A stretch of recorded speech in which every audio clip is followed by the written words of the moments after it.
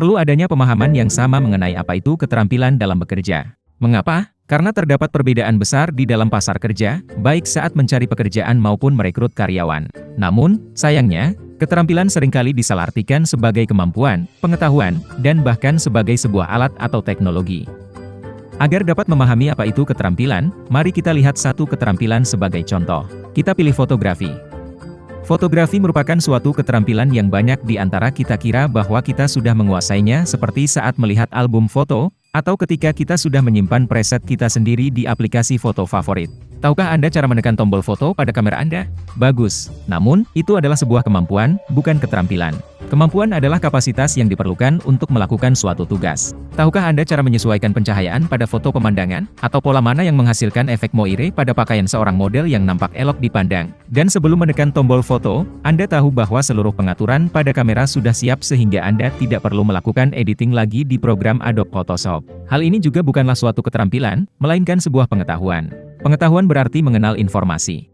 Dan semakin banyak pengalaman yang Anda miliki, maka semakin banyak pula informasi yang dapat diakses, hingga menjadikan Anda sebagai seorang profesional yang benar-benar ahli di level tertinggi. Akan tetapi, pengetahuan saja tidak kemudian membuat seseorang menjadi fotografer yang andal. Keterampilan, menurut definisi, adalah kemampuan yang diperoleh dari pengetahuan untuk melakukan sesuatu dengan baik. Dengan kata lain, keterampilan diraih ketika kemampuan dan pengetahuan bertemu untuk menghasilkan sesuatu yang lebih besar.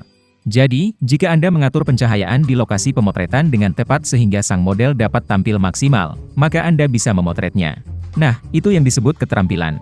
Di sini kami tidak akan membahas secara lebih dalam tentang perbedaan memotret objek binatang, anak kecil, atau mahakarya arsitektur, karena akan melampaui lingkup pembahasan. Akan tetapi, keterampilan tidak bisa disamakan dengan sebuah alat maupun teknologi.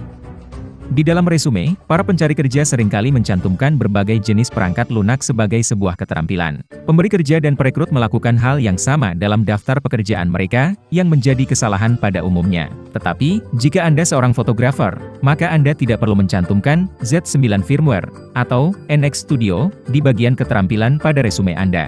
Keduanya adalah program perangkat lunak yang digunakan untuk menyelesaikan suatu tugas tertentu. Sama halnya dengan alat dan teknologi lainnya. Dan untuk menguasainya, diperlukan keterampilan.